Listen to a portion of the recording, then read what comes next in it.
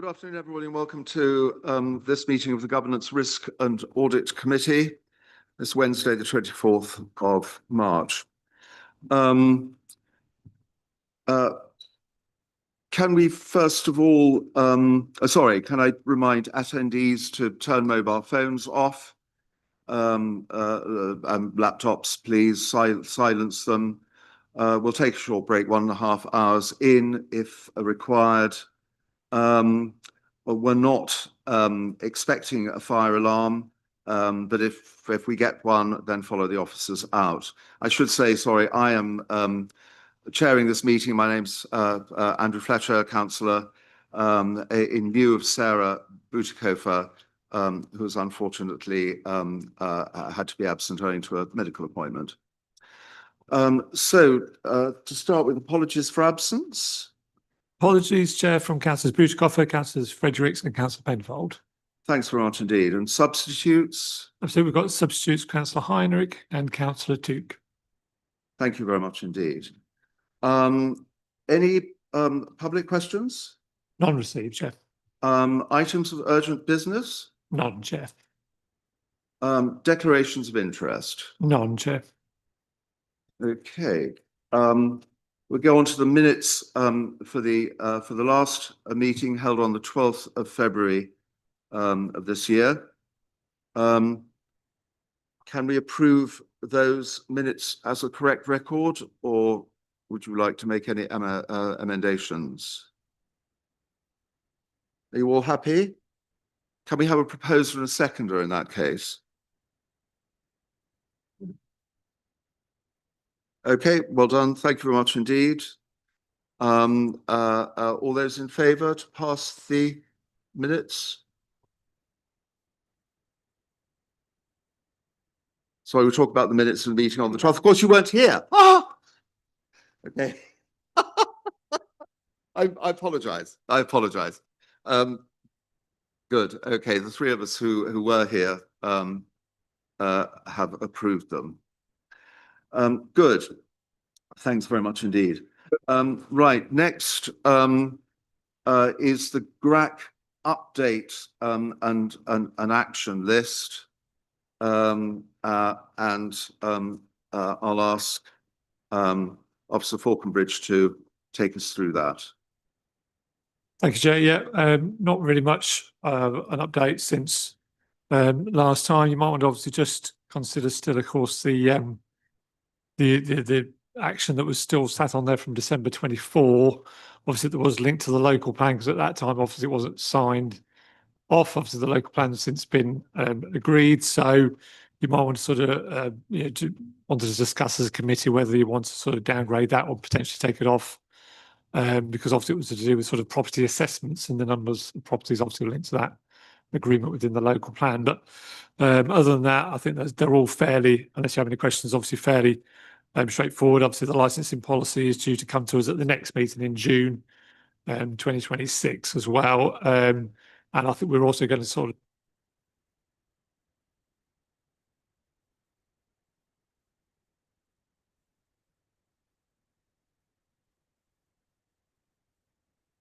sorry, my microphone's got off. So the main points of from the action plan, unless you had any further questions.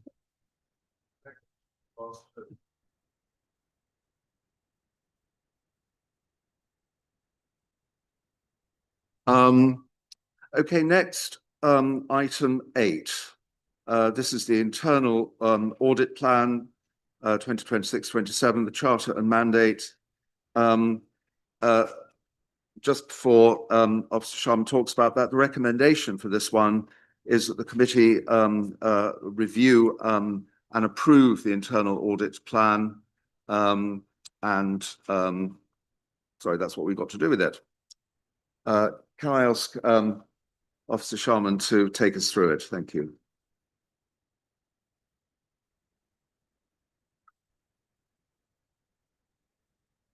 Not looking at. Perhaps if I hold it, it might work. That one. Switch over. Yes, so this is our internal audit plan for you for 26-27. How we went about doing it was I did some analysis of the 24-25 recommendations, and that brought out some audit themes which we're hoping to cover in audit scopes this year. I also did some analysis of the corporate risk register and the priorities and outcomes and programs that the council has in place. And presented that to the exec team, and they had a look through that, and then we met and we talked through all of that, and the result is the audit plan in Appendix 2. You've also got the mandate and charter to approve, so that's been updated for the local government application note. So it now refers to the global internal auditing standards in the UK public sector. It makes references to the Nolan principles under ethics and professionalism. There's a new section on communication with key stakeholders in the section on communication. And there's a change in the quality and assurance programme section about the qualifications of the external assessor. I'm happy to take any questions, Chair.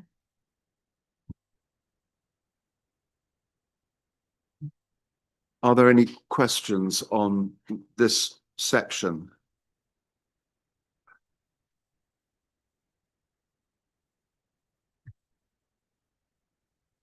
Oh, yes, sorry, Mr.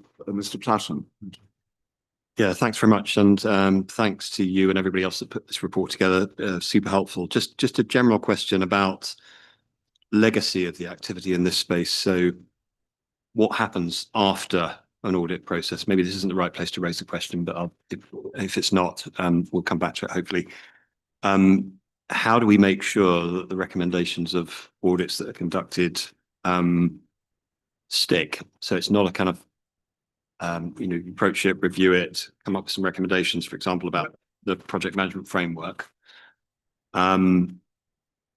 What activity is in place to ensure that you maybe don't have to audit that again in a year's time and find the same things? It's kind of legacy, the implementation, the action plan, etc. Thank you. I think that's a good question. I'm not too sure there's an answer to that. I guess once the recommendations are implemented and signed off by us, we would expect them to be in place and actioned. But like everything, sometimes controls stop operating for a reason. So it would be down to management who are responsible for the controls in those areas to pick that up and take action. And if they failed, maybe completely, to highlight to us, maybe they would like another audit, but an officer might have a further answer and information. Yes, Councillor McCullum. So all on Councillor, yeah. Sorry, I beg your pardon. Officer McCullum. I beg your pardon. Yes, all audit actions are assigned a responsible officer. We've agreed that needs to be somebody senior enough that they can implement those actions effectively.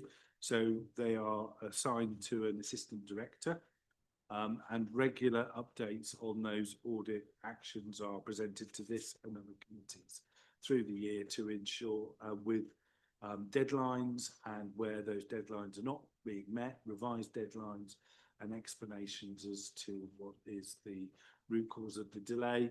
And you'll see in some of the later reports in this pack, there are exactly that form of report.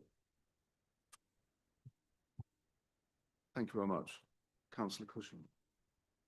Thank you, Mr. Chairman. Thank you, Officer Sean. If I could just understand more the what the RAG ratings, red and amber, actually relate to in the report. So, for example, if we go to page 29 of the paper version, it says there, we've got two down there. One is domestic waste food collection is amber, though I understand the statutory deadline for that is this weekend, the 31st of March. And from discussions we've had in other committees, this council's hasn't got the vehicles are on order. There's no plan in order to actually get that delivered at the moment, but we're told by the leader of the council that's not read for reasons that I simply cannot fathom. And also we got a housing delivery target is also amber. So I actually don't know what the stats are for housing delivery, but again, that is something which was obviously prime importance to us as a district council. So I just wonder what the thinking, the underlying assessment was of both of those ratings, please. So the colours on page 28 and 29 for those risks are taken off the corporate risk register as it was at the time I did the plan. So the colours may or may not have changed, but that's what they were when I did it. So that's why they're red and amber.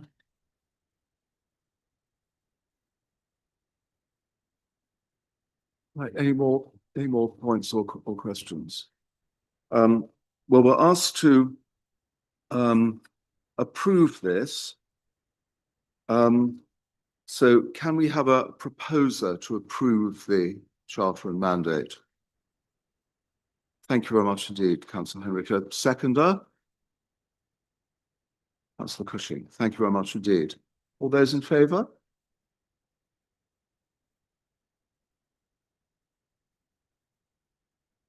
Many thanks. Move on to item 9, which is the internal audit progress and follow-up report for this month. What we've got to do with this one is to receive and note it, note the progress, and also approve the change to the internal audit plan, which is on, as I understand it, on page 60 of the paper copy, the pagination of the agenda as a whole rather than a specific item.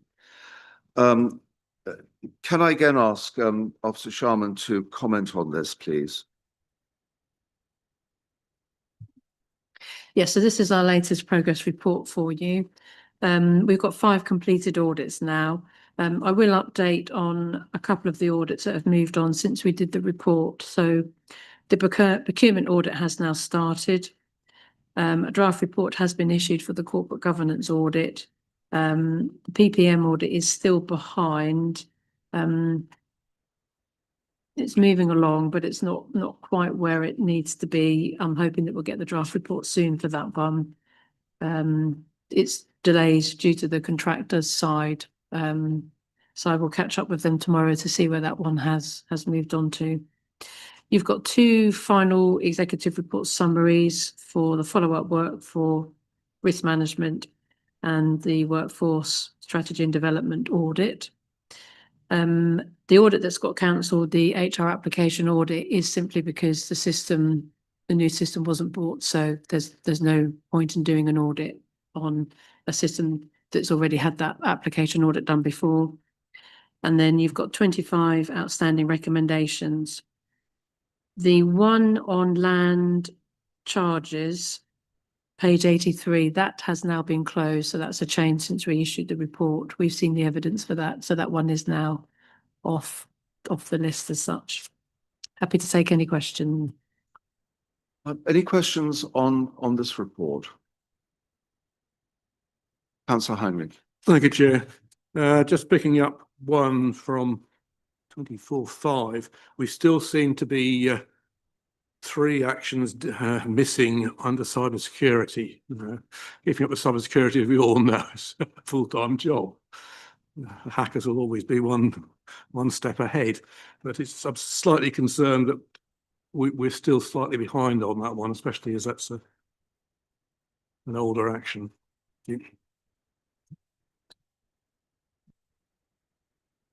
Yes, I mean, this is on due at the end of this month, isn't it?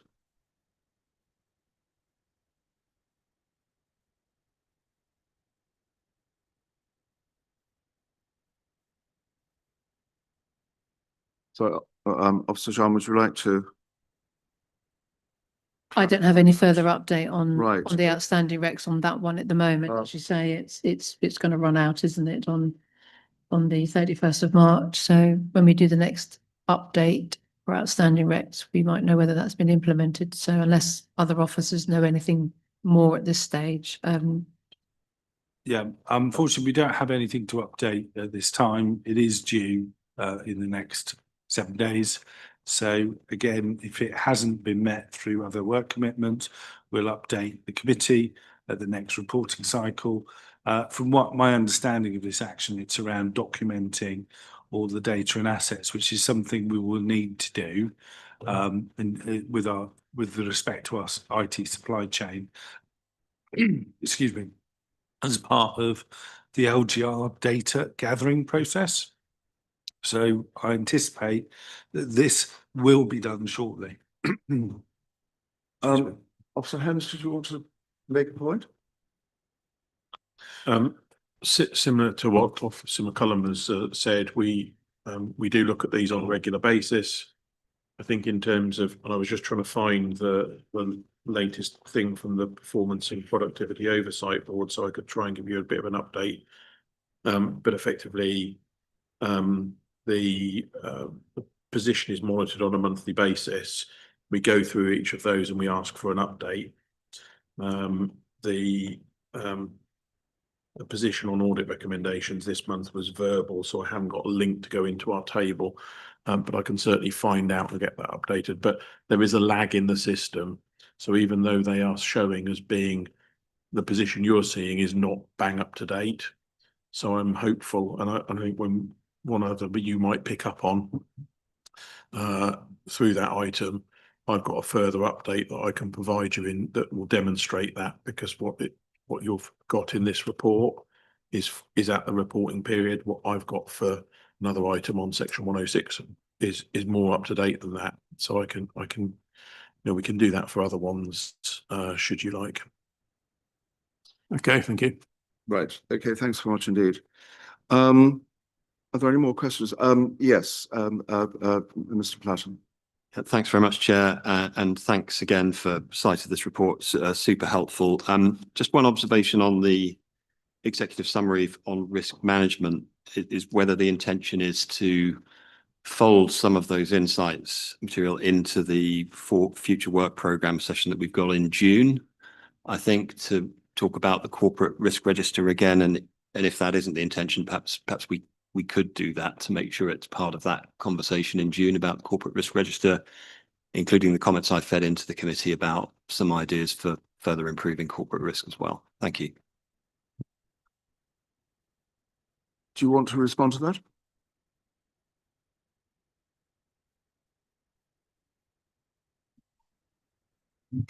I mean, I think if the committee want something, because you get a risk register report every time, don't you? So if you want something more on that, then you can ask for that. Do you want to be just slightly more specific? Yeah, I mean, I'm just really interested in what the detail says here, because we've got a conversation in June, I think, to talk about the corporate risk register. So personally, I would be very interested to see that, if that's okay, because as the committee knows, I fed in some comments about the corporate risk register.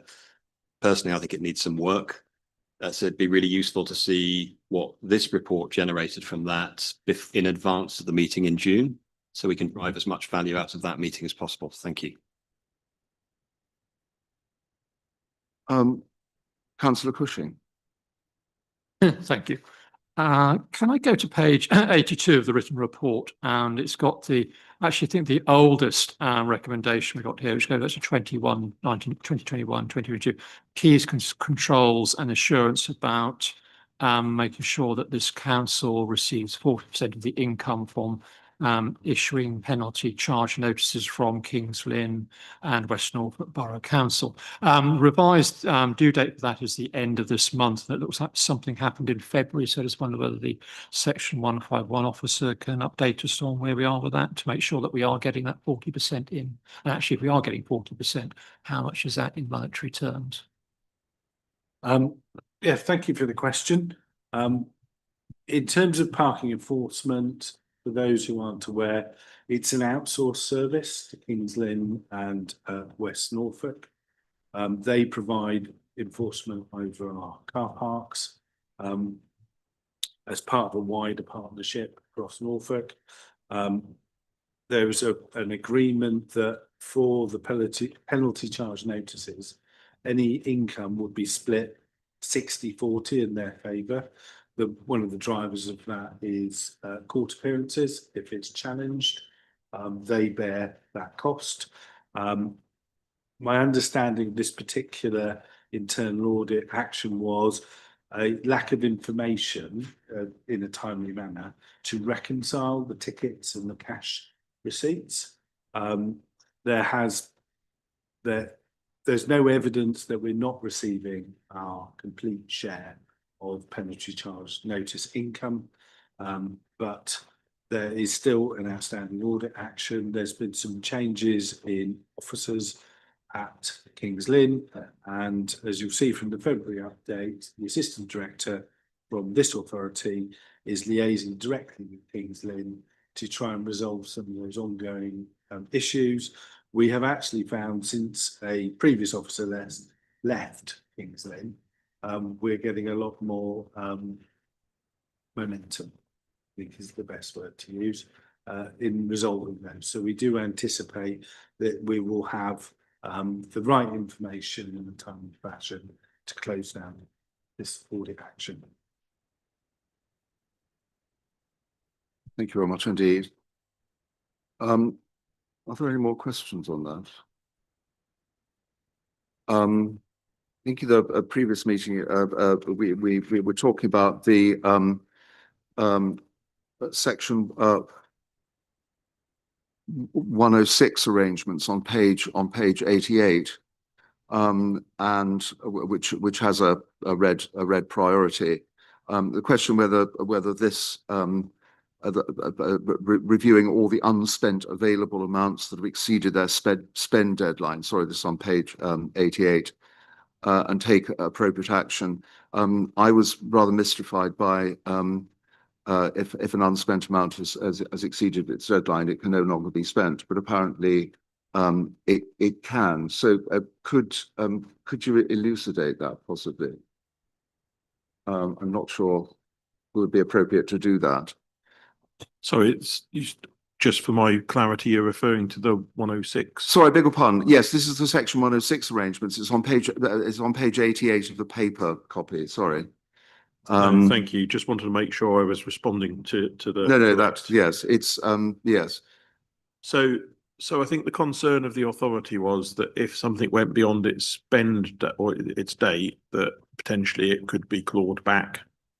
However, what I think the position we are now in is we're as an authority satisfied that all of the bits that hadn't been committed have now been committed or spent or allocated, and so that issue, from my understanding, is now under control and understood. So I think the audit recommendation predominantly related to understanding the position and making sure those things had been put in place. And my latest understanding is that audit recommendation, the most recent update that we've had suggests that those things are now sorted. So I think some of these that are on your report have been now sent to audit for sign off. So I think actually the next report that you will receive will demonstrate to you that actually I think there was a number of recommendations. I think there were 2 now outstanding. Teresa, is that fair? When we get the information come through, it goes directly to the contractor, and then they will upload on the system and close them off. So yeah, when we do our next update, I think it's after Easter, you should see the number go down. Yes, this will enable. This moves on to page 92, and I'm not sure about other councillors in the chamber, but I've certainly had quite a lot of pushback about how Section 106 money is spent. And the point is to develop regular reporting of available, sorry, this is on page 92, develop regular reporting of available S106 funds to appropriate key management of parish town councils, and that work is underway to ensure that. I assume that that's linked to the, is it the Exacom system? So yes, we have introduced the Exacom system, which manages our 106 processes and payments, etc. It's quite a specialist piece of software. We had an officer who was with us who was fully up to date and doing all the work. Unfortunately, the ability of that person to, because of her knowledge and expertise in the Excom system, to find employment elsewhere materialised. We've now appointed someone into that post, and that person is up to date on the Excom system and doing that activity. So part of that process is to go through and identify all those payments to parish councils, to parish and town councils, and make sure that they're being made where appropriate. I think, clearly it's a bit like the Forth Road Bridge, because we're always entering into 106 agreements. And so there's a bit of a moot point as to at what point do you sign something off as being completed, because there are always new ones coming on. So I think we're at the point where that one's another that is going forward to be signed off as being completed, in either, if it hasn't been done, it will be done very shortly. Does it look as if, it's got a revised due date of the 30th of June? Is that likely to be to be fulfillable now that the Excom system is embedded? As far as I'm aware, yes, that should be in place and achievable. Great, good. Are there any more questions on this item? Mr. Platten. Yeah, thank you. Just one general observation prompted by the comment about the Forth Road Bridge. Just one of the challenges I have whenever I look at this report is understanding what are the conditions that need to exist to shut down one of these items. What constitutes closure for them?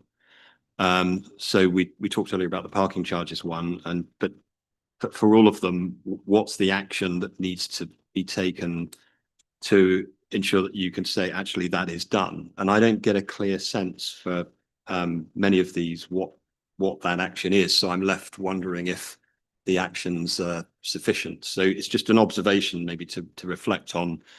Is there any way we can make this clearer? So you say, yes, if we take these response actions and we're able to check them off, that is job done, and it's not a Forth Road Bridge. It's a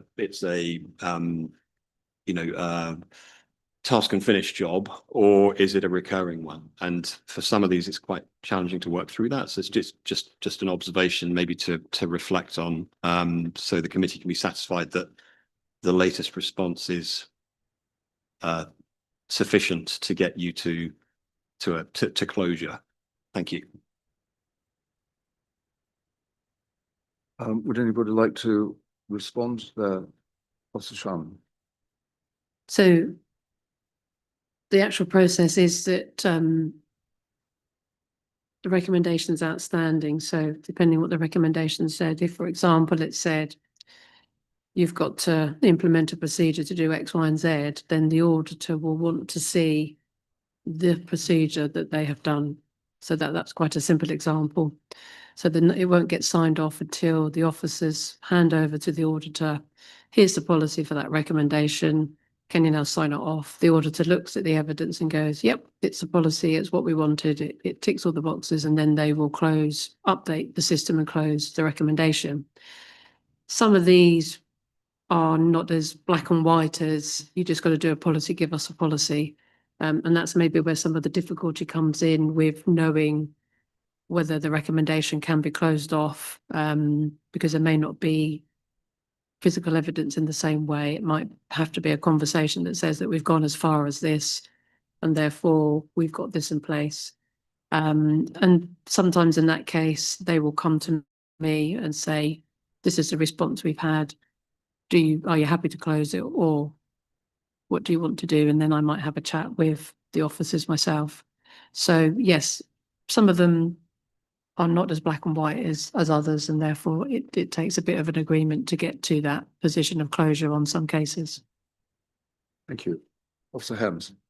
And just, I think it's one of the issues that we've had in the past as an authority, where we haven't sent something to be closed because effectively we've been aiming at an ever-moving target forward, and so we haven't quite got there, or we've aimed for absolute perfection without the officer actually saying what is appropriate to make this a recommendation, mean this recommendation can be closed. And so I think it's one of the activities we've been challenging officers around in the Performance and Productivity Oversight Board is, have you got the evidence that meets the recommendation, not what you consider the recommendation meant some way down the line in terms of something more than was actually stated in the original recommendation. So I think it's a discipline we're trying to get into on a regular basis of what's the recommendation say, have you got the evidence that meets that recommendation,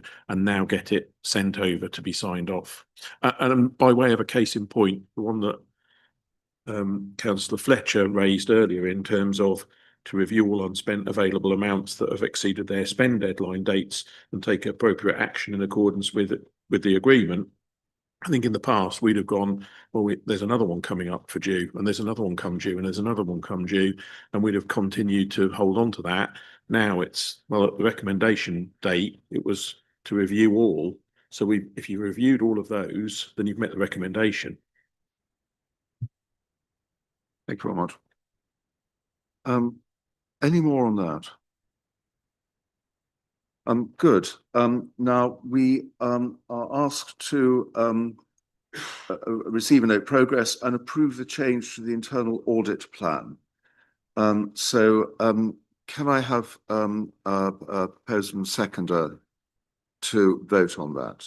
Okay, Councillor Took, Councillor Fisher, thank you very much indeed.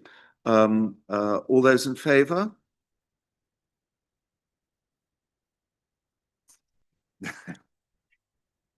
Thank you very much indeed.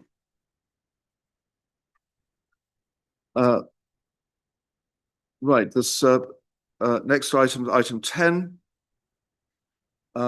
This is the corporate risk register, and the recommendation here is that to the risk register is added the introduction of renters, the introduction of the Renters' Rights Act, which will generate additional workload through implementation requirements and actions of landlords prior to legislation taking effect.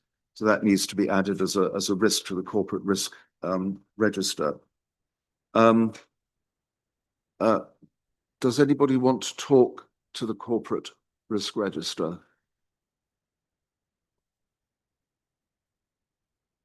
Right. Okay. Are there any questions, observations on that?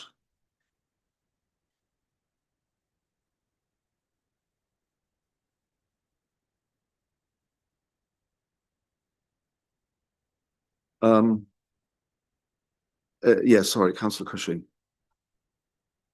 Thank you. I'll come back to my earlier point. One thing we do not have on here is the failure to meet the deadline for implementation of the removal of kitchen waste, which is a statutory deadline from the 31st March. Not that I'm necessarily in favour of that particular policy, but nonetheless, it is government policy, it's statute, and we're not going to achieve it. So I'm surprised. I'd have thought there ought to be at least a corporate level risk around that and the potential impacts. I don't know whether I doubt the government are going to fine us for doing that, but who knows? They might do. But anyway. Yes, this is an item. This is on page 119. If you've got the paper version, and it was drawn to my attention that this seems to have a very, very tiny little risk at the end of one, which seems to be out of proportion to the actual risk when the little report at the end says there have been some complications around the availability of the depot. Should have a T on the end, by the way, depot site, and the revenue funding not meeting the cost of the service. So that wouldn't seem to constitute a risk level 1. But sorry, who wanted to? Yes, I have just checked our most up-to-date version of the management information system for our risks, and CRO 43 has a current risk of impact likelihood of total 12. So I think that's been addressed. Yes, there are some issues in terms of the introduction of food waste in accordance with the government timetable, where of the end of March this year. We are not in a different position from a significant number of local authorities across England, where basically the availability of vehicles and other equipment to be able to implement this service just isn't available. So we placed our order for the food waste collection vehicles last May, and they were due in to us, I think, in June of this year, June or July of this year. We've now been told they've been delayed because of supply chain issues by a further 8 to 12 weeks, and we don't know whether that will go out further. So the issues that we're facing in respect of food waste collection are not of our making.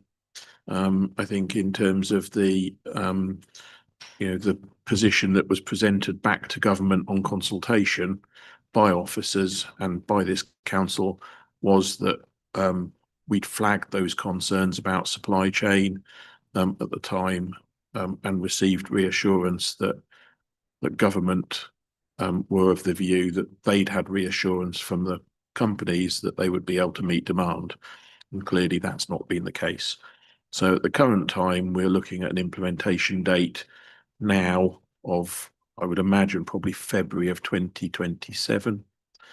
And that reflects the fact that by the time we get the vehicles in and the other things in place, we'd effectively, if we introduced as soon as we possibly could, would be just before Christmas. And as you can imagine, we don't want to be implementing a new system and change to our contract at the time at which we're doing Christmas catch-up activity. And so we've planned our rollout of that service, which we intend to do in full as soon as we reasonably can do so. But yes, I accept there's a risk associated with not meeting the deadline.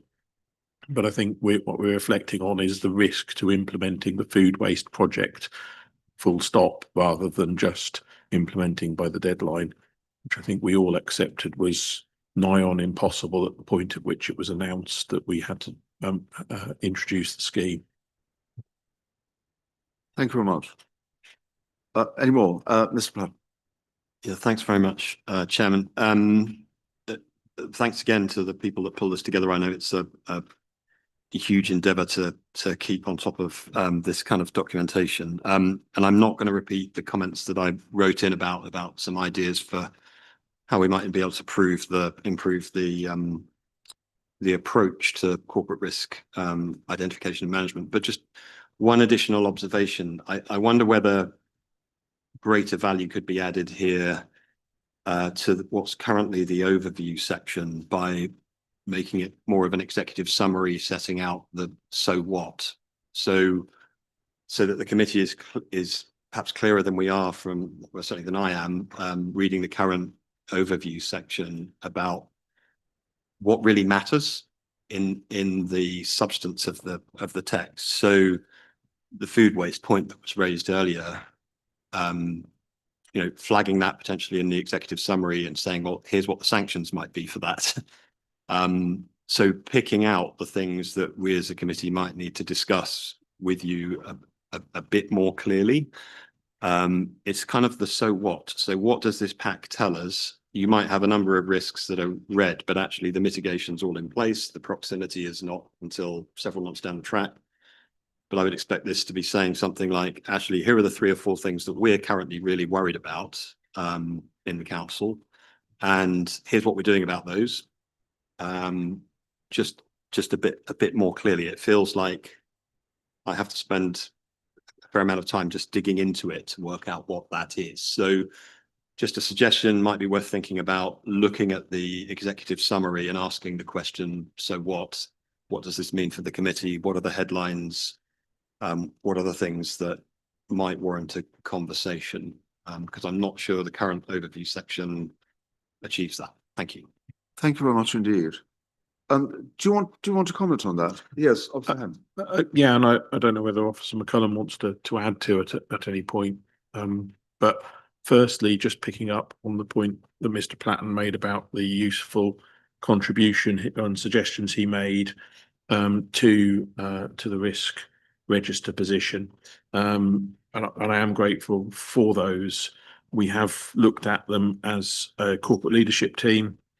We obviously have an audit recommendation or an audit that have been done completed recently, which has made a number of recommendations, which we are working through in order to try and implement.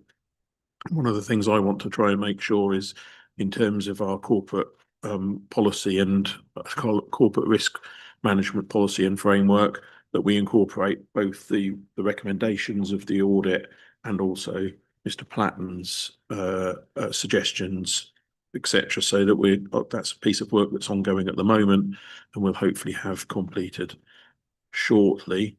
I think certainly just reflecting on the comments in terms of an executive summary, I think we probably, between Officer McCullum and I, can make sure that we pick out the biggest things so that you are aware of them. I think not least of which, because if you look at the actual matrix at the beginning of the report and you look at things, there are some bits on there that appear as red, which actually, in terms of the consequence to the authority, they're red because they're behind, but the consequence to the authority is probably less than some of the ambers. And so I think it's about giving you a sense of what is of import or biggest risk. And by virtue of sort of an example of that, I think one of the things that's on your within your in that matrix, and I'm not saying this isn't a significant issue for the council, because clearly it is, but one of the things that's within that matrix is the net zero, achieving net zero, and it's down as red. And I guess from your point of view as committee, your questions might be, well, if that's red, that must be your biggest priority. But I suppose the so what question, it's red, we're not going to achieve it, but what are the consequences of us not achieving that? And how does that compare with the amber of not achieving, potentially, say, the food waste rollout or LGR? So I think it's about giving some context for you to give you a little bit of understanding behind those risks in terms of the consequence of not achieving or of it being red. So we'll look at that, but in a way that hopefully won't overload you with too much information, because I think there's no point in picking all of them and trying to explain them. It's those that I think are in the highest areas, if that's acceptable to you. Yes, that would be very useful. Thank you very much indeed. Although there is a very wide diversity of activities that the council is engaged in, so this does give us a reasonable conspectus of that. Sorry, just one last comment. Interestingly, one of the things that was recommended within the last audit outcomes for risk was that we look to reduce the number of corporate risks we're actually reporting on, which would be in line with sort of other authorities of a similar size and nature. So we'll probably look at doing that. And I think what it will mean is that a number of those risks that are currently down as corporate risks will probably become service risks for service areas to manage. And then we'll look at how those feed through into your information as well. Good. Thank you very much indeed. Sorry, Councillor Cushing, did you want to make a point? Sorry. Question, if I may, on another risk we've got on there. This is CR10, housing delivery not meeting targets.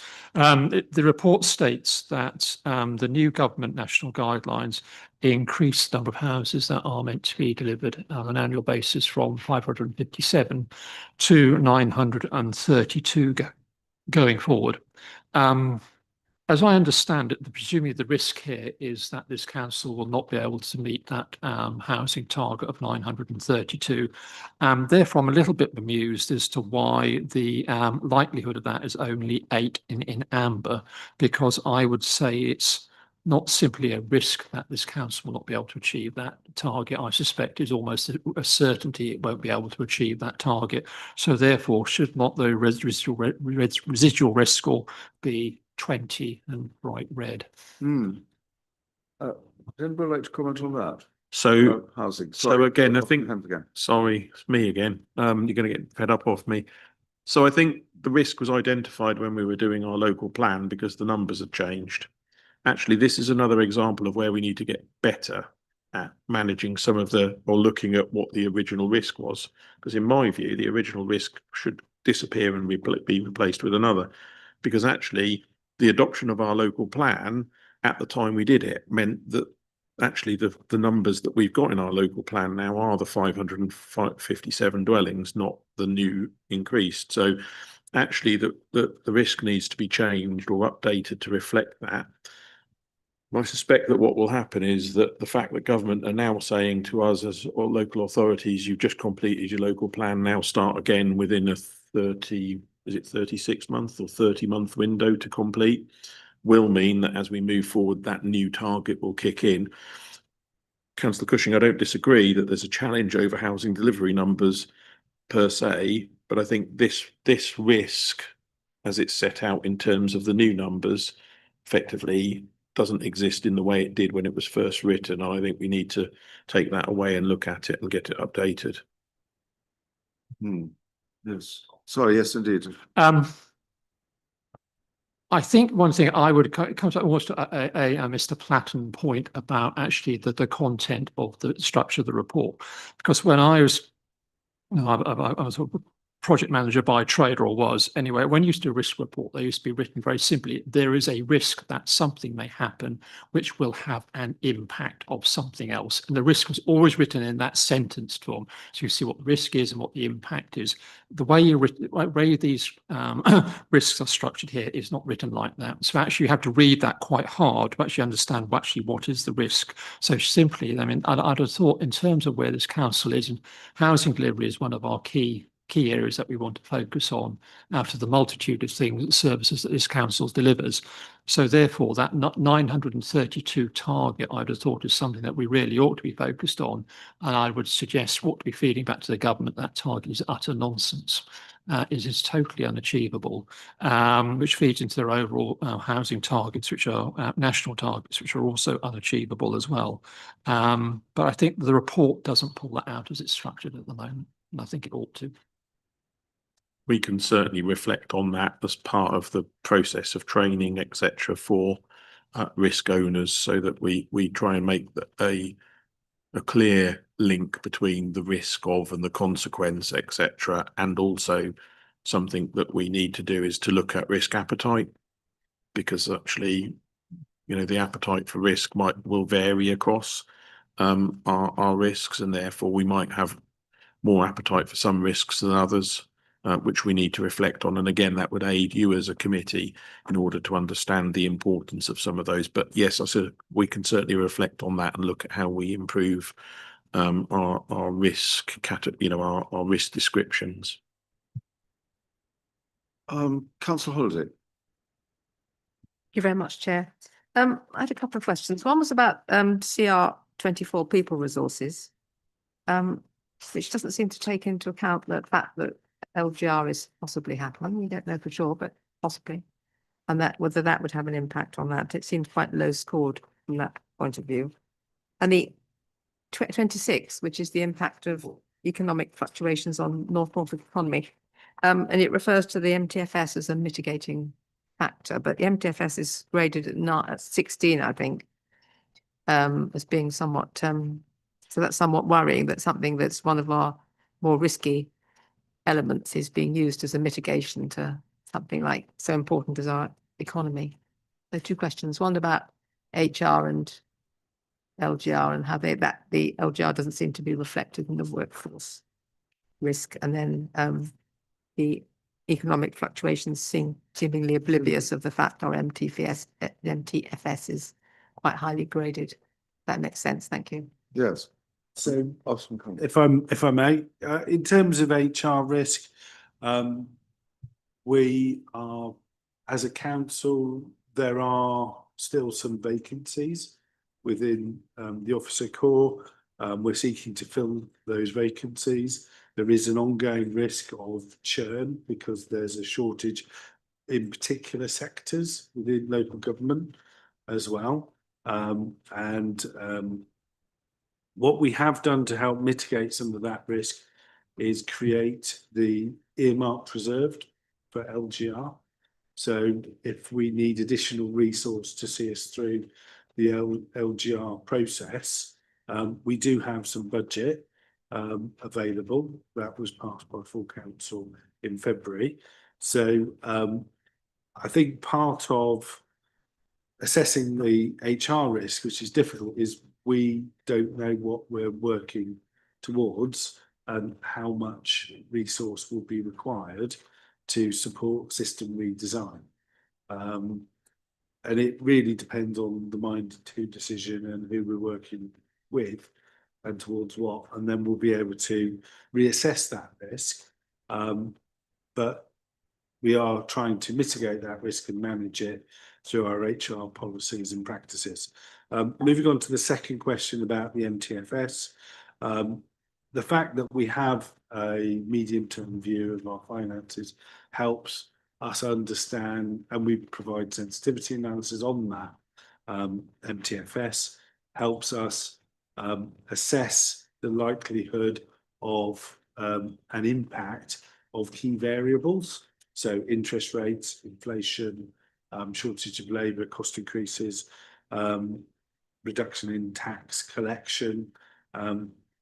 When we get on to talk about some of those things in subsequent papers in today's agenda, we have to be mindful that a lot has happened in the last 9 weeks. Is it 9 weeks? 5 weeks. 5 weeks since the United States and Israel attacked Iran.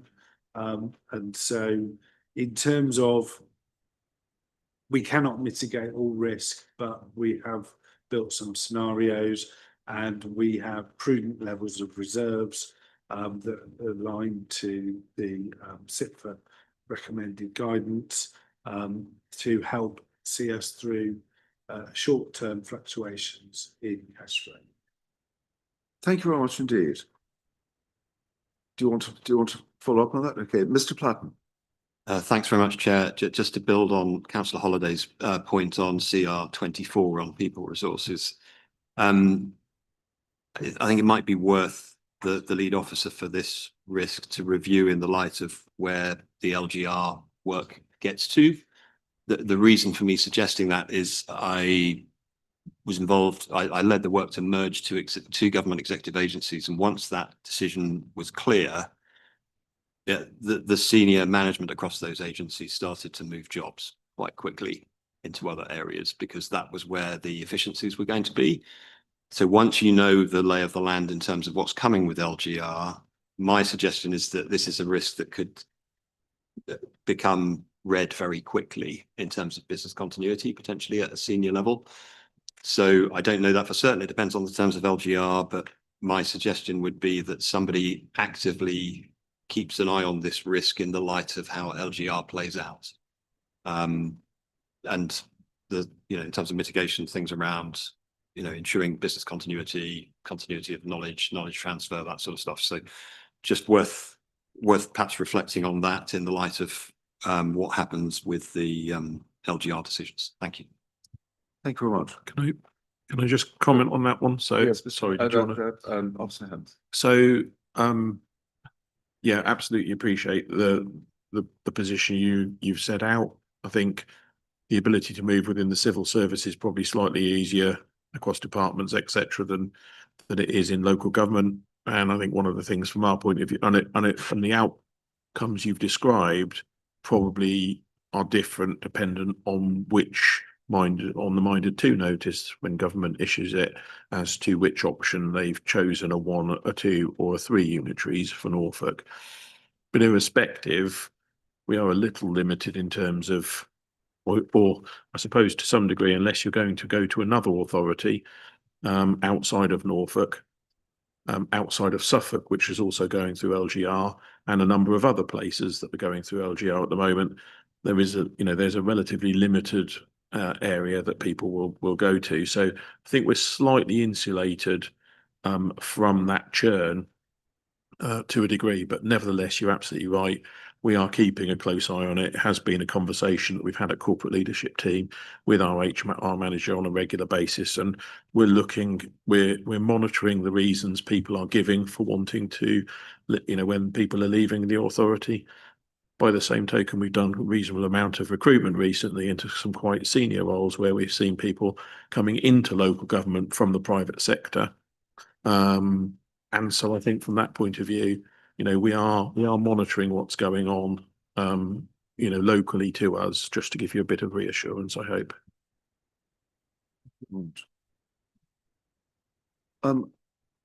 Is there any more on that item?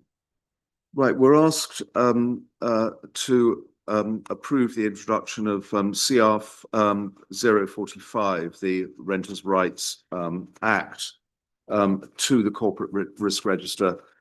Could I have a proposer that we should do that? Okay, Councillor Heinrich, thank you very much indeed. Seconder, Councillor Fisher, thank you very much indeed. All those in favour?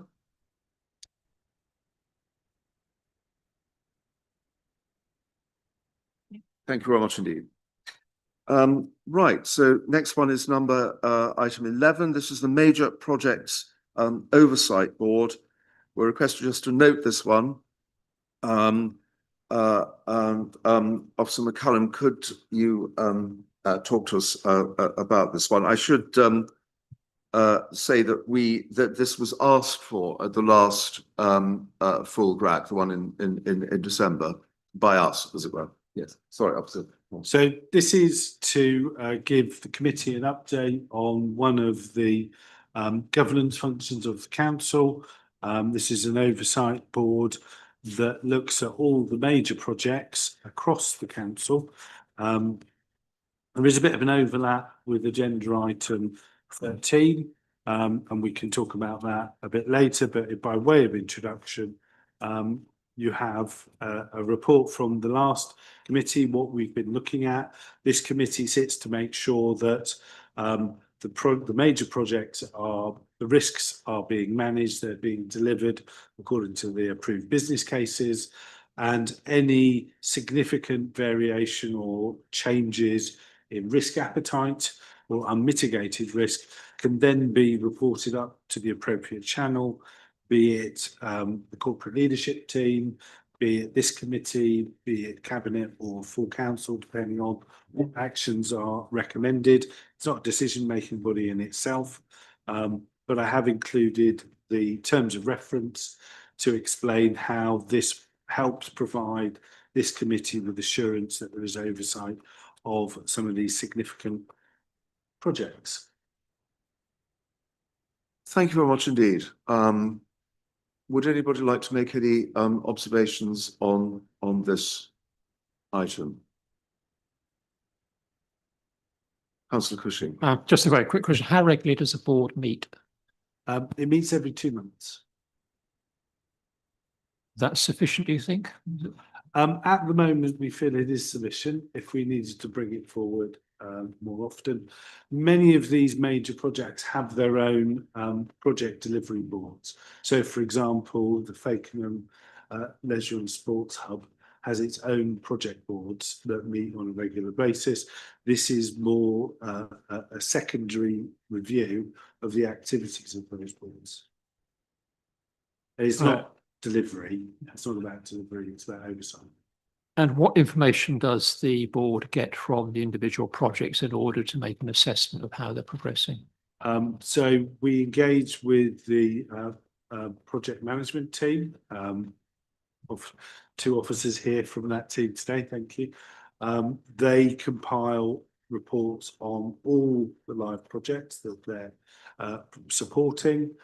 We also choose particular projects to have a deep dive into, and we get presentations from lead officers. So at the last meeting, we had presentations on the Flash project, the Rocket House refurbishment project, the substructure works on the pier, and the Watch House. So the committee itself decides which projects we're going to call in for a deeper dive. We've got some of the future work programs are also included in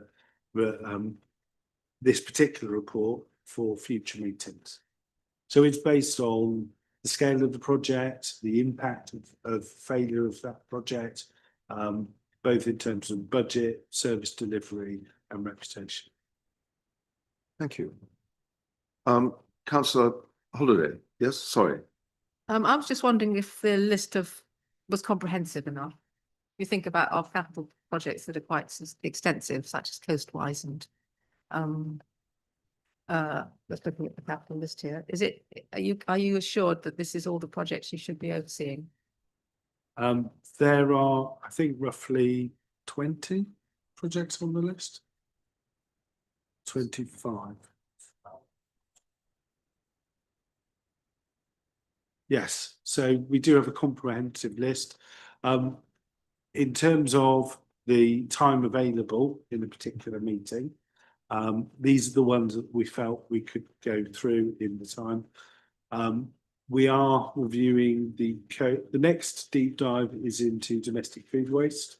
And we were mindful at the time of this meeting, back in January, February, sorry, that we were, there were a number of outstanding actions around the depot and the revenue pricing.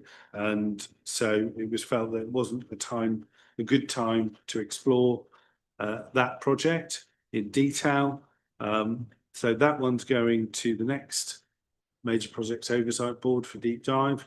The Coastwise programme is coming to this Oversight Board in the following meeting. That gives time for the Coastwise own board to meet. That meets quarterly. The Coastwise board itself has undergone, will undergo a transformation in that its funding source is changing. So the Coastwise programme was originally funded by CTAP, was the name of the Environment Agency DEFRA funding that we were using, which is a Coastal Transition Accelerator programme. Back in February, it was announced that an additional sum of money would be made available to us and 3 other districts to apply for, an extra 16 million. And the scope of that project, of that particular grant programme, has not been confirmed with us yet. So the Coastwise board needs to understand what projects they can now fund using the new grant programme. And once they've got to meet and establish what their direction of travel is, then the Oversight Board will then review their remit and their new action plan. So would it be, I don't know what other members would find it helpful if we had a complete list of other projects that are being reviewed, not just this slight synopsis, because I would find it reassuring rather than having to refer back to the list of capital projects and the ones that have the expenditure due to go. Thank you. Well, what you find in item 11 and 13 is an update on a lot more projects, kindly produced by the project management team. At the time of writing this particular report, item 11, I wasn't aware that item 13 was coming forward. So this is one of the proposals to this committee, is merging those 2 reports. So this is an oversight. This is an overview of the activity of the most recent Major Projects Oversight Board. But as an appendix, there's the more granular detail provided by the P&P team, if that is desirable. Thank you. Do you want to follow up? Mr. Clark, do you want? Sorry. Yeah, Yes. Thanks very much, Chair. I think that's a good idea. I'm sort of grappling with this I'm trying to understand the connection between the Oversight Board and GRAC in kind of governance terms and where it all sits together, where it all fits together. Instinctively, it feels like this committee should be very well cited on what's happening, and that there's a sort of kind of golden thread between what's happening in the major projects sphere and what's reported up through this committee in terms of progress generally, and it links in with risk, etc. But unless we see the detail that underpins it, and I know we may come on to that on the future agenda item, it's hard to be satisfied that that is actually happening, that it's connected. So that's what's going through my mind, how the governance operates. It felt to me initially that this was something that was happening alongside GRAC, not necessarily feeding into it, and that may be a misunderstanding on my part. So I really welcome this, and I think it's a good idea, but I agree with Councillor Holliday. It'd be useful to have that detail and for that routinely to be fed into this committee, perhaps also with some insights about you know, the main messages that have cropped up from those from that meeting's considerations of things. Thank you. Thank you. Any more points in relation to that? Good. Okay. Well, So, sorry, was that point sorry, I do taken? beg one. Sorry. Was that taken as an action then? That it's included? Okay, lovely. So, yes, I had that for the project management update. So, is it appropriate to vote that the two reports should be docketed together in future? How many people would? Sorry, can we have a proposal and a seconder for the fact that we attach those two? In other words, the more generalized overview with the more granular approach, that they should be henceforward part of the same document rather than separated in the agenda as they are here. It does multiply entities rather, doesn't it? Okay. Councillor Holliday, Councillor Cushing to propose a second. All those in favour? Well done. It's in tune with what we were discussing earlier in the day, if you were there earlier in the day. Good, splendid. Thanks very much indeed. Is there any more on that? Good, okay. So we'll move on to item 12, which is the Treasury Management Q3 report.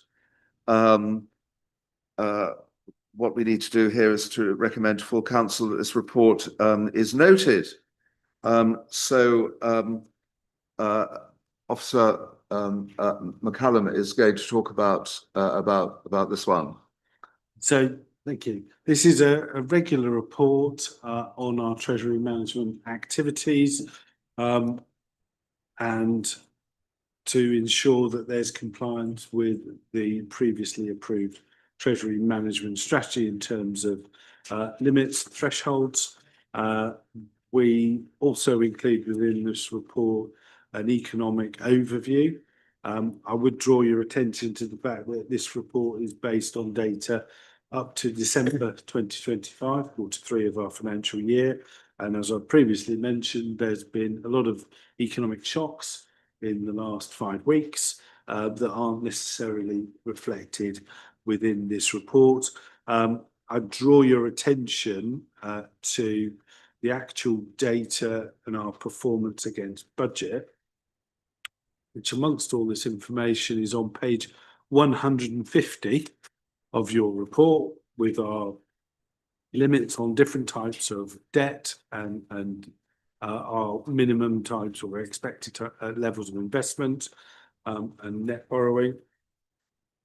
A lot of the variation you will see, especially in the prudential indicators, are driven by capital expenditure is reduced due to slippage of some of the major programs. The flash was delayed compared to budget setting in February 2025, but is well underway now. Where we are financing a project through external borrowing, we will endeavour to use internal borrowing to reduce our interest costs where we have cash available to us. Hence, borrowing is much lower as well than the budget, and on the financing costs are also commensurately lower. Thank you very much indeed. Would anybody like to comment on this?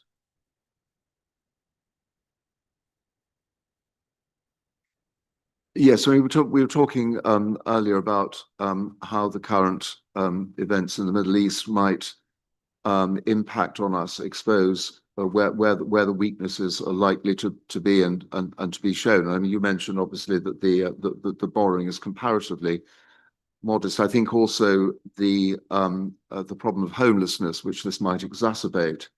Could you perhaps talk to the use of the second homes council tax there?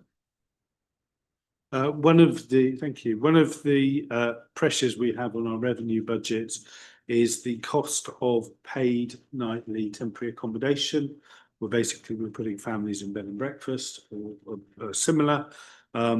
We do get some help from the central government, but the shortfall last year was something like £400,000 in addition to what we had incurred. So that's a cost we had to bear. So the council took the decision when we introduced second homes premium this year that our share would be used to support that overspend, and we've been doing that. The P10 budget monitoring outturn report suggested the overspend was £400,000 in year. And we have an earmark reserve of £500,000 to cover that cost. So that's what we're doing with our share, which is 7.4% of the second homes premium. The county council takes 75% of second homes premium, which is roughly 7.5 million. They're giving us back 25% of that, and they have committed to do that again next year. We are taking that 25% of county's money, which works out to be roughly 1.6 million this year, and we anticipate a similar number next year. And we're investing that money in our own stock of temporary accommodation. We intend to buy another 2 units this month, or maybe sliding into April, and then we have got some grant funding as well as the county council's funding to buy a further 12 in the next financial year. This helps reduce that overspend in temporary accommodation. It's much cheaper to put people into homes we own, and it also means that we can guarantee accommodation. I think in terms of the wider economic shocks, the cost of living will be affected by a protracted disruption to energy markets, which we are seeing, and we don't seem to see a resolution of that today. We're already seeing it in terms of domestic fuel oil, and petrol is going up. Residential consumers are protected by the price cap for domestic energy, but that will feed through from September, these rises, if the war continues. We may also see an increase in through cost of living and the new Rent is Right legislation of homelessness and families presenting as being homeless, probably in the next month or so before the new legislation comes in May, where landlords evict tenants under Section 21 before that landlord's right is removed. So whilst we cannot guarantee enough housing will be available for everyone who presents as homeless, at least we are taking steps to try and minimise the financial impact on this council. Thank you very much. As a measure of mitigation. Any more on the financial report? Mr. Platten, sorry. Yeah, just one observation. I find these reports sort of a fascinating read always, so a huge thanks to whoever puts them together, really, really useful. But I always have one question in my mind when I'm reading them, which is sort of, so what? So what does this mean for the council? So, for example, there's a reference to additional borrowing, is that something to worry about or not? So I wonder whether, I mean, maybe this isn't the product for that, but something that accompanies it to explain what the conclusion of all of this analysis actually is and what it means for the council, and whether there's anything that this committee needs to worry about, or whether it's just, contextual fact that is, fascinating and really useful. It's the it's the so what, it's the executive summary, it's the conclusion. Otherwise I find myself sort of plowing into it and going, actually, I'm not sure if I should care about this in this context. So just as you just explained, actually, to go, well, here's what it means. That was super helpful. But I wonder if it might be even more helpful if some of that was actually in the document. Thank you. Okay, thank you very much indeed. Councillor Holiday. Thank you very much. Worst case scenario, everything looks a bit pear-shaped since this was written. Where would any buffering come from? Would it come from the general reserves, for example? When interest rates go up and et cetera, and it's all inflation goes up. Things aren't quite as rosy as they were when this was put together. Where's the buffer? Thank you. So when we started this financial year, we had two external loans. We repaid one of them and didn't replace that loan with another loan. We still have 5 million of external borrowing, mainly for working capital purposes. That is a loan from PWLB at a fixed rate. It's a relatively medium to short term loan. It's not a 50-year loan, I believe. In terms of cash, you'll see the cash balances in this report were something like short-term cash deposits, I think it's roughly 16 million. We still have over 20 million in investment funds as well. So in terms of cash, we are not at crisis point at this time, and we've got a significant buffer. In terms of balancing our fiscal challenges, we have kept the general fund, the general reserve, at over 2 million. And in the last P10 budget monitoring, because of the ability to utilise another earmarked reserve, the extended producer packaging payment, we anticipate at this time be able to increase the general reserve by over £1 million at the end of this year, subject to full council approval. So in terms of the next 6 to 12 months, there's a confidence that our buffer is more than robust. The only concern I have as Section 151 officer is, although that we've been given a 3-year settlement for the first time in many, many years, the government changed it quite dramatically between the draft and the final. And that's my only concern, is that the revenue support grant and other grants we get from government to fund day-to-day services would be impacted. In terms of what would we do? Well, we've got enough cash at the moment. So I'm confident in terms of that. We delivered a balanced budget without making dramatic savings this year. But we need to be mindful of new burdens. One, for example, is domestic food waste.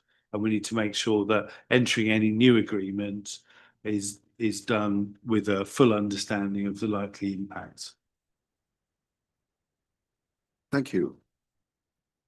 Thank you very much. Right, we're asked to recommend to full council that this report be noted. Can I have a proposer for that, please?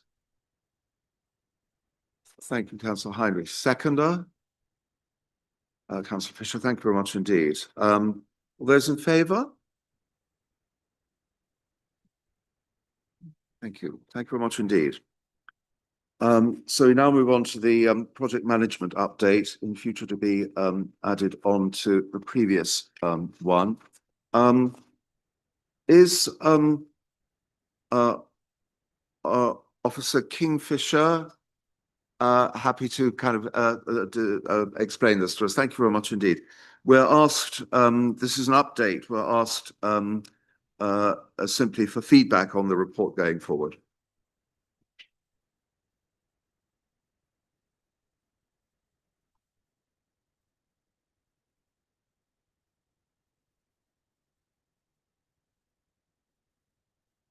Thank you. Yeah, we're great. Do remember to turn the microphone on. Always forget. Yeah, hi. So yeah, we've got a kind of twofold update. First of all, kind of a general update on what we've been working on since the last time we were in this committee. And then a second section for kind of any questions around the project update that was provided, and any further kind of questions as well. So by way of verbal update on our progress. So one of our first points was around strengthening project governance and framework. As part of that, we've done the formation of a PM working group, which brings all kind of project management roles together on a currently monthly basis to discuss various areas of project management. Reviewing the project sizing to ensure that it's consistent when being assessed. Reaffirming the need for proposal documents for all new projects, which now includes all agreed capital bids related project work. The establishment also of a planning workshop off the back of all of those new projects to make sure that everything's thoroughly planned before mobilization. The development of a proposed process for resourcing and scheduling all future projects ahead of LGR. So using the existing framework to understand the resource allocation to make sure they're a success. So that's our kind of governance and framework strengthening. We've also looked at our improved oversight and reporting. So active management and oversight for all major projects, including now named member of our team for the oversight. So where we're not directly involved, we're now dedicated to the oversight for those projects, as well as the enhanced matrix management for ongoing projects. So making sure we're getting those highlight reports for all of the in progress, large and medium projects on a monthly basis. And then of course, reporting into the major project board as well. So raising any progress issues or resourcing as well. Do you want me to take us through the session? Yes, we've also been working on or improving and continuing with the collaboration element and cross-service working. We have continued engagement with every service area, including frequent reoccurring sessions, depending upon number of projects kind of within each service area. A couple of examples of these are the kind of housing options, the upcoming legislation changes, and the Fakenham Leisure Centre project as well, working across the different service, multiple different service areas. We've also quite recently created the Chroma Project Working Group, which is engaging with at least 3 different service areas, possibly 4, and approximately 7 or 8 medium and large projects that are currently ongoing projects in Chroma or will be upcoming later in the calendar year of 2026. We have also improved the kind of project closure process and improved the reporting template for this. We've had 2 projects recently so far in 2026 go through this, and that new template and process includes some of the key metrics for closure around the lessons learned from projects and benefit reporting and realization of those pieces of works, as well as ensuring that there is sufficient handover where relevant to other business as usual, either teams in the same department or to other service areas, which also strengthens the collaborative working I've just mentioned. And then summary, the last piece on this was summary around LGR cross-authority work. Yes, I think it was raised last time around, kind of ongoing collaboration with local authorities.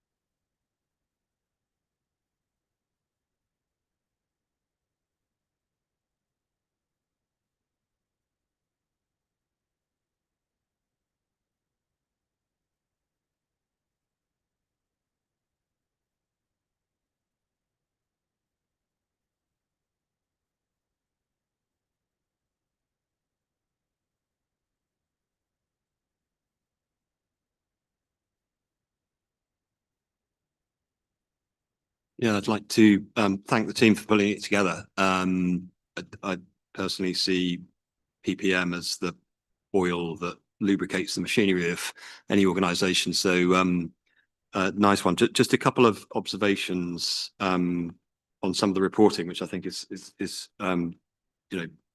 super helpful. Again, a point I've made earlier, an executive summary perhaps might help in terms of what are the things that you're picking up on that in your deliberations that you think might warrant escalating to this group or making us aware of. I just wonder in the figure 3 document, we talk about budget, timeline and resource.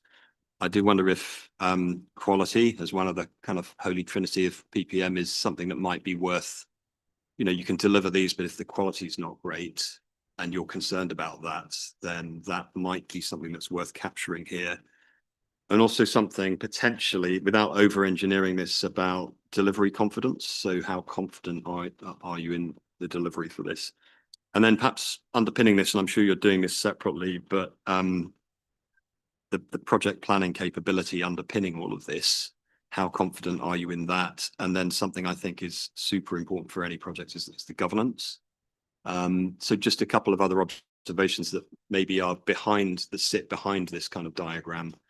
But it'd be interesting to hear if you are checking in on that, and you're assured that some things like your planning capability and you've got fit for purpose governance in place too for each of the projects. Thank you. Yeah. Thank you for say those observations and ideas around other things to include in that report. With regards to the governance, so I think we touched on it last time. One of our kind of key, which we collect, we haven't included in this report, but we collect is the highlight reports on a monthly basis. So that's a key indicator to us if governance is not being done.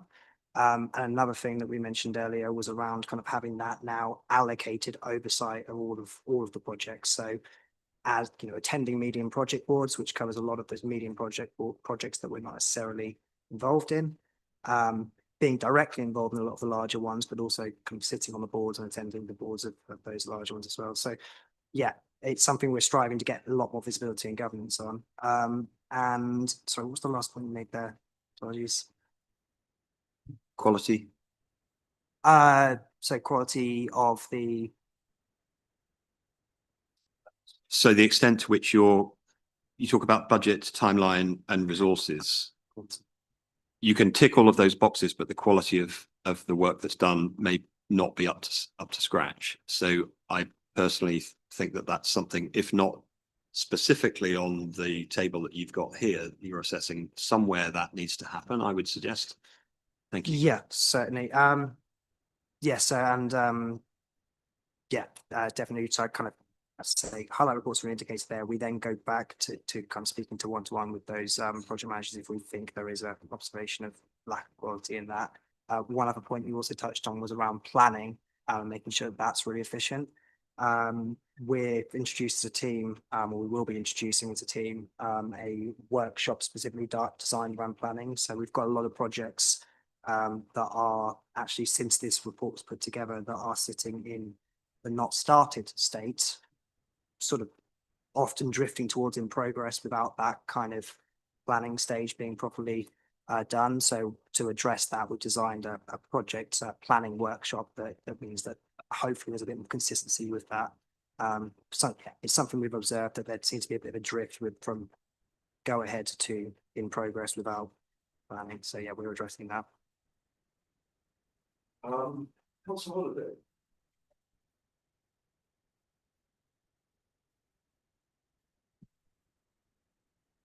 That was better.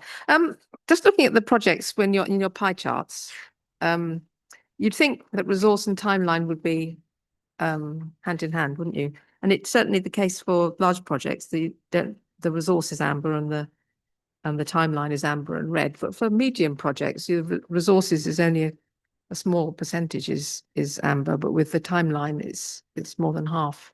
What explains that? Without going into full details on all of those, my gut instinct from what I know about the projects would be around the stage they're in.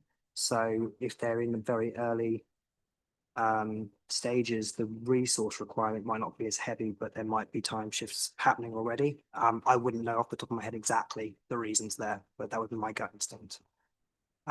Early indications of timeline slipping. Yes, thank you for the report. In my experience, when I see projects rated, normally I'm used to seeing a project having just one RAG rating, and so it'd be RAG rating. It could be then for budgetary purposes or timeline. So the fact that we've got sort of the more granular, I'm not sure actually helps me. But also the other point is really what is the definition of red and amber in terms of this RAG status, and in each instance, well, why? I suppose the interesting I'd find interesting is why is it amber or red, and then what needs to be done in order to get it back to green is probably what I find interesting. And is it actually on schedule to deliver when it's meant to deliver as well? Yeah, so to answer the first question there, so actually to address the first point, I mean, the granular, did you say that it wasn't helpful to have budget timeline or separated or? Normally, in my experience, I Yeah. was a project indeed program manager, used to have projects that have one rating. It could be, it was red because it's not going to meet the timeline, or it's red because it has run out of money.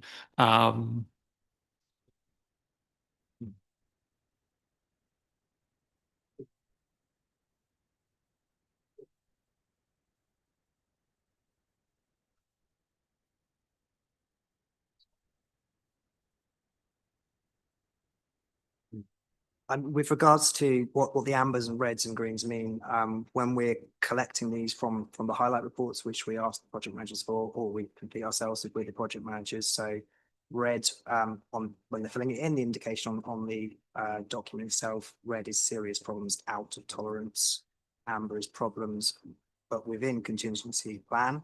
So therefore there are mitigations there. And green is no problems or any minor issues is what they are guided to when filling that in. Consistency is something we're aware of as well. So we do kind of, as I say, check in and try and make sure those are consistent with the growing number of kind of live projects that we're now monitoring. Yeah, it's something we need to action a lot more. There's a lot to keep on top of. Yeah, take on board kind of the different RAG statuses. It's something that's always been a part of the high report since I've been here. So we can consider giving it overall RAG and breaking it down further potentially, but it's a bit of an indication as to us to where to report and what to report on those issues. And I guess it's the more interesting thing for us in terms of the intervention, if we have any at all, is why is it what it is and what needs to be done, and do you need any help from us as a committee, I guess, in order to poke somebody in order to do something in its grandest form. I mean, yes, I mean, we would have more information on what those RAGs mean within kind of the highlight documents. Not all of it's in that report that you can see there. So we do have the information as part of having the major project board as well as a point of escalation. But there are obviously other ways we can escalate those as well. I might just add, everything I've heard about the project management is it's well done. So it's not really a criticism. It's just actually what can we glean from it, I guess, that you're presenting. This is really my question. So. Yeah, it's a bit of a balancing act for things like this, where so we have a lot of information that we're building up, and it's around knowing what to share and what's relevant, really. But yeah, I appreciate that. Thank you. I'm going to disagree, I'm afraid, Councillor. I think it's great having the three separate categories. Actually, I find it very helpful. So I think you disagree with me. No, I like the three anyway. So, but it's a great report. Thanks. Thank you. Yes, sorry. Sorry, yeah, could I just add to just circle back on the quality element? So as part of the kind of planning workshops that we're having, particularly for the recently approved capital bids, the kind of benefits identification and definitely ties into that as well with the other end of the kind of project's life cycle around the closure side. Again, that kind of closure report and circling back to the benefits, I think is a key metric and understanding and development piece for us and across the authority for the kind of quality elements to ensure that the projects are achieving what they set out to in the first place, and make sure that all stakeholders as well are aware of what those are and the levels of those particular benefits and things for project quality. Thank you. If I may, Chair, thank you. Just one final observation, building on Councillor Cushing's comment about the RAG status. I just wonder if it might be possible for when this committee sees future versions of this report, for anything that's not green, some kind of explanation as to why that's the case. So if, for example, it's amber for budget, understanding what tolerance that is it like £5 or is it like, 50 grand or something that's material to the council's budget? I think that would really help focus minds on whether this committee might need to lean in. So thank you.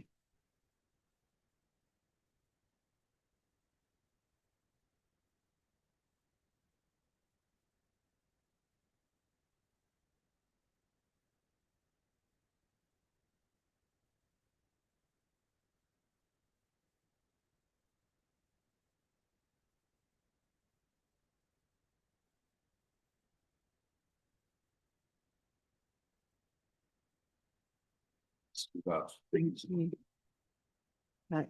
To each GRAC meeting, I bring the list of exemptions from the usual procurement requirements, and as is stated in agenda item 14, there have been 3 this time round. Happy for any questions.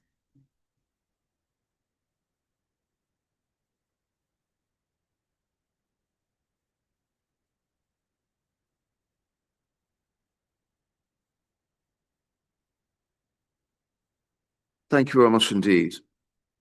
So we're simply asked to consider that. So we are considering it.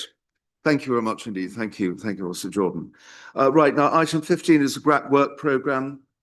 Officer Falconbridge, if you'd like to explain, talk to us about that. Yeah, absolutely, Chair, no problem.